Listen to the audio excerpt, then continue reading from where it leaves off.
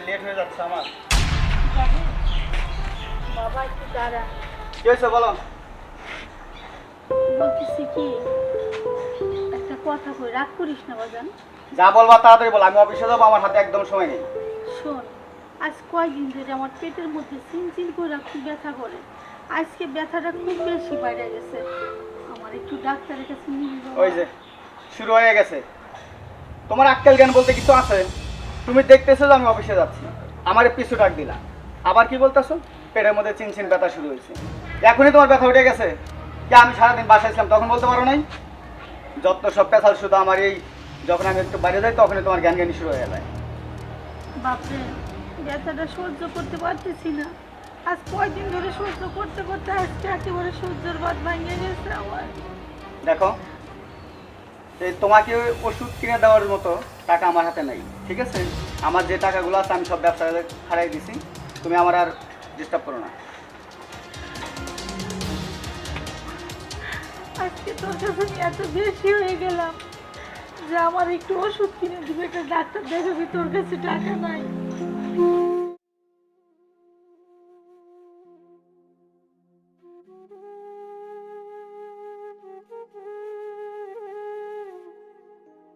আরে আমার কপাল, আল্লাহ, আমি কি তোমার কাছে এইগুলোই চাই আনছিলাম?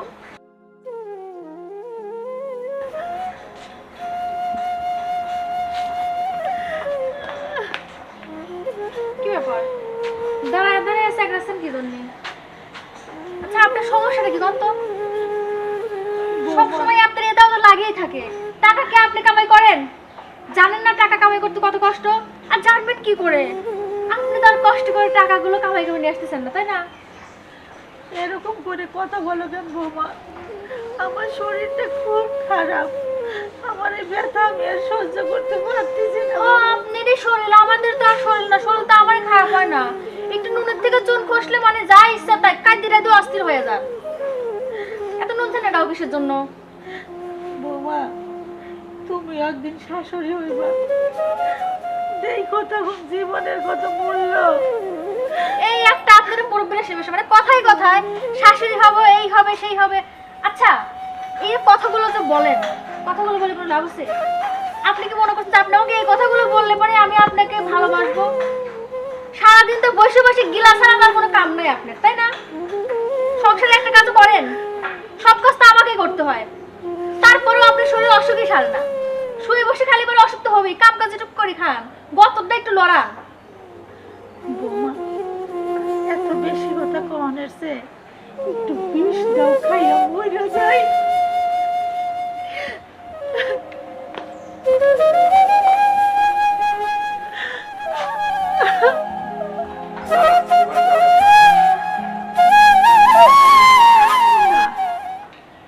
এই বাড়িতে থেকে এত কষ্ট করাচ্ছে, আমার দুই চোখ যে দিক যায় আমি ওই জায়গায় চলে যাব। এই বাড়িতে আমি আর থাকবো না, আমি আর থাকবো না এই বাড়িতে।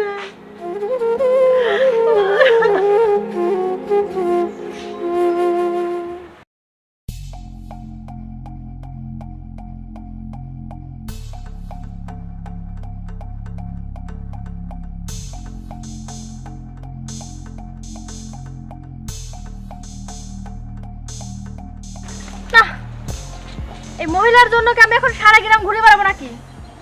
আশ্চর্য ব্যাপার, বলা নেই কওয়া নেই, মানে যখন যেখানে ইচ্ছা চলে যায়। গেল কই? এখন তার ছেলে এসে যদি আমাকে জিজ্ঞেস করে তার মা কোথায়, আমি কি উত্তর দেবো? শয়তান মহিলা আসলে, আমাকে গাল শোনানোর জন্য এগুলো করে। এই অন্তরা, কই যাচ্ছ তুমি এদিকে? না মানে দেখো, তুমি রাগ করো না, আমি আমার মাকে খুঁজে পাচ্ছি না কোথাও। মাকে খুঁজে পাচ্ছ না? না, মা না বলে কোথায় যেন চলে গেছে। আপদ বিদায় হয়েছে, ভালো হয়েছে। টেনশন করতেছে, এটা তো আমাদের খুশির খবর। কি? হ্যাঁ। তুমি খুশি? আমি তো ভাবছিলাম তুমি হয়তো রাগারাগি করবে আমার উপর। আর তুমি দেখো না, আমি যখন অফিসে যাই, যাইতে পিছু ডাকে, আসলে ঘ্যানর ঘ্যানর করে, এটা নাই সেটা নাই, সব সময় জ্বালাতন করে। আর বাড়ি থেকে বিদায় হয়েছে, আমাদেরই তো ভালো, তাই না? তুমি বলছো? হ্যাঁ। তাহলে কোনো চিন্তা নেই, চলো বাড়িতে যাই। ঠিক আছে, চলো।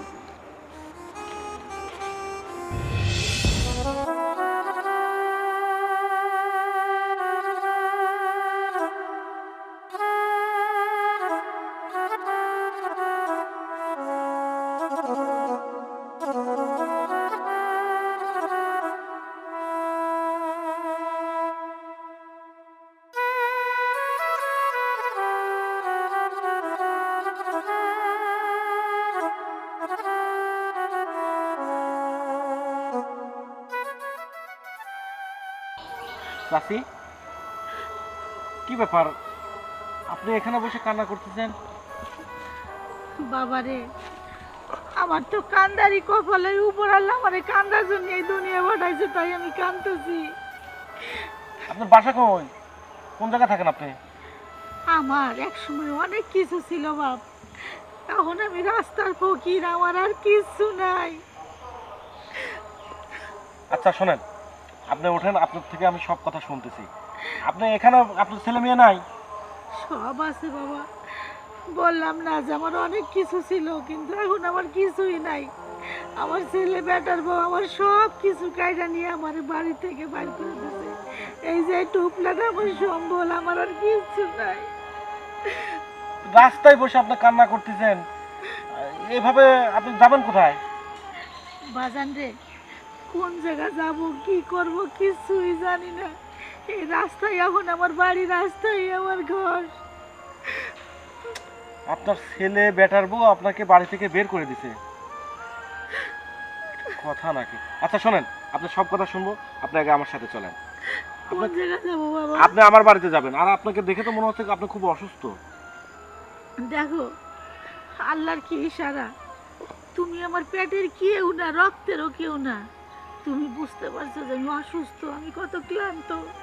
আর যারা এই পেটে ধরছিলাম, এত কষ্ট করে খাওয়াই পড়াই মানুষ করছি, আর সেই চাল আমার বাড়ি থেকে বাইর করে দিছে। বেটার বউ, আরে বেটার বউ, তোরা কি কোনোদিন শাশুড়ি হবি না? সেই দিন বুঝিস একটা মা কত কষ্ট তার ছেলেবেলারে মানুষ করে। চাচি, কান্না করেন না, ওঠেন ওঠেন, আস্তে আস্তে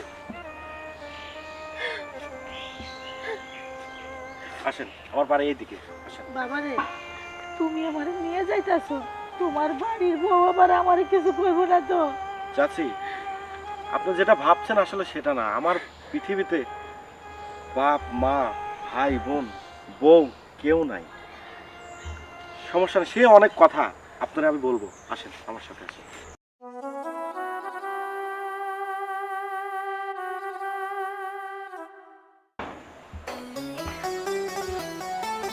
মা, বাবা তুমি আইছো? ডাক্তার কি কইছে? মা ডাক্তার, ও বুঝতে পারছি, ডাক্তার কইছে আমি আর বেশি দিন বাঁচবো না, তাই তো? না মা, না না, আমার মা বাঁচবে না। দেখো মা, তুমি অযথা টেনশন করতেছ। বাজান রে, আমি জানি আমার শরীরের অবস্থা কি, আমার চেয়ে ভালো আর কে জানে কও। আর ডাক্তার কি কইছে ওইটা অনেক আগেই আমার মন যাই না গেছে। ডাক্তার কি কইছে তুমি লুকাইয়া কি করবা কও? মা এই দেখো, তোমার রিপোর্টে সবগুলা ভালো, যে কয়টা টেস্ট করাইছিলাম সবগুলা রিপোর্টই ভালো আসছে। শোনো, তোমাকে দেখতে হবে না, আমি বলি। মা মা আচ্ছা মা, তুমি ওই ছেলের ঠিকানাটা একটু আমাকে দিবা? বাজান রে, এই শেষ সময় ছেলের ঠিকানা নিয়ে তুমি কি করবে? আর এত করে ধান করতেছ, তখন কই ঠিকানাটা তুমি একটু লেগে নাও।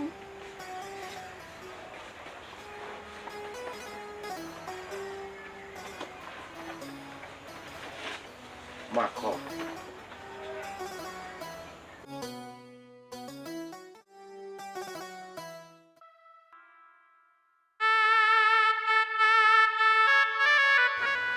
আচ্ছা ঠিক আছে মা, তুমি চিন্তা করো না।